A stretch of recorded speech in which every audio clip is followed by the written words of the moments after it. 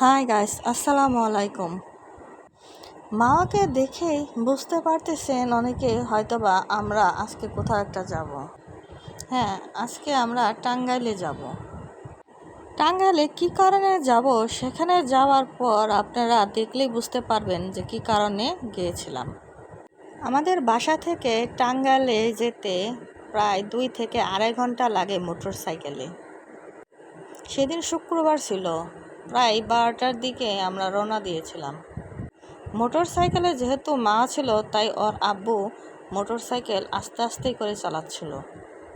টাঙ্গাইলে যাওয়ার জন্য যে মেন রাস্তাটা ছিল সেই রাস্তাটা তেমন একটা ভালো ছিল না, তাই যেতেও আমাদের বেশ একটা সময় লেগেছিল।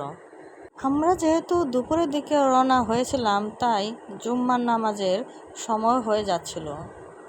ওর আব্বু বলল সামনে যদি কোনো মসজিদ পাই তাহলে সেখানে নামাজ পড়ে আবার ফিরে রওনা দেব।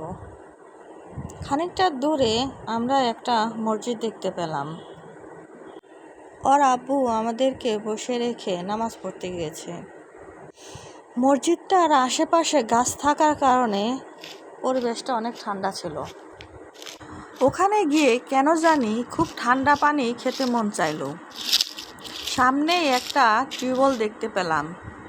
ওদিকে মামা আর বসে থাকতে চাইছিল না। টিউবওয়েল থেকে কিছু ঠান্ডা পানি এনে মাকে খাইয়ে একটু বসিয়ে দিলাম। কিছুক্ষণ পর নামাজ পড়া শেষ হবে, এরপর আমরা আবার রওনা দিব। আমাদের যেখানে যাওয়ার কথা ছিল সেখানে আমরা পৌঁছলাম। আমার বড় মেয়ে এই দোকানের সন্দেশ খুব পছন্দ করে। সব সময় তো আর যাওয়া হয় না, বছরে 2-3 বার করে যাওয়া হয়, আর যখন যাওয়া হয় শুধুমাত্র ওর জন্যই যাওয়া হয়। এই দোকানে অনেক রকমের মিষ্টির কালেকশন ছিল। মিষ্টিগুলো দেখতে এত লোভনীয় ছিল যে সবগুলো থেকে একটা একটা করে নিতে মন চাচ্ছিল, তাই সবগুলো থেকে নেওয়া তার পসিবল ছিল না।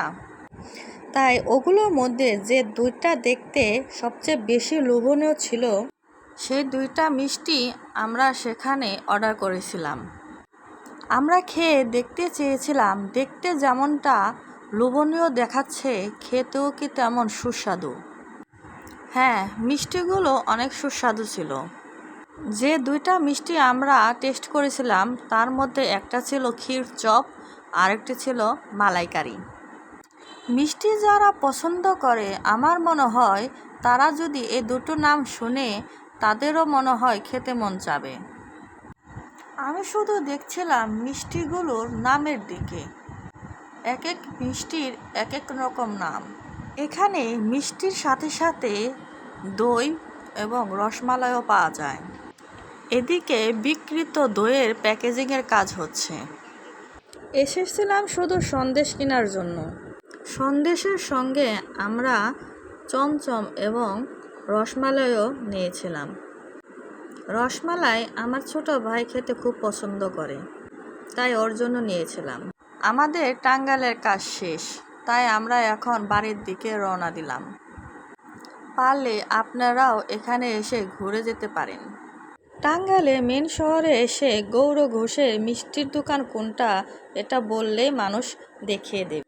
ভালো থাকবেন সবাই।